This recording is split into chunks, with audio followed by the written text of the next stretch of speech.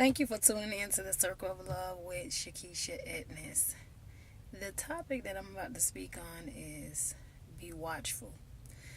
Be watchful. Stop watching others and watch where you're going.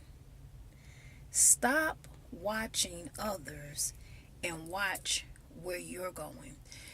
Some people get so distracted with trying to keep up with someone else's footsteps, what they have going on, what it is that they're doing. And it may be because they look up to this person, it may be because they want to be like this person, or maybe this is a person that's, pretty much that they look up to. But you can get so caught up into watching how they do it, or watching what they're doing, that you're not even paying attention to your own footsteps, watching what you're doing. What are you doing? Where are you going? Amen. We have to be watchful. The word says be watchful and pray. Watchful and pray. But it doesn't necessarily mean watching everybody else. Be mindful of where you're going.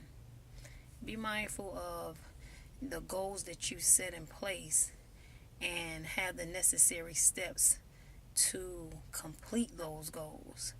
So my thing is, a lot of times we get really, really, really caught up in, well, she got a new car and she has a new home and she's married and he has a new job and he's making 50,000 or 100,000, 150,000 a year. He's doing this. How they do that? What they got?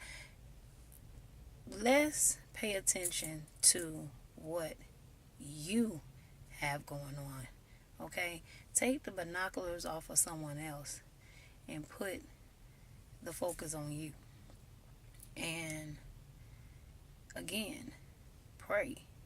Pray that whatever it is that God has ordained your footsteps in you to do, that you begin to do exactly that. Amen. Ask for His will and His perfect will over your will, and allow your will to line up with His. And when your will line up with His, basically you're surrendering your will for His.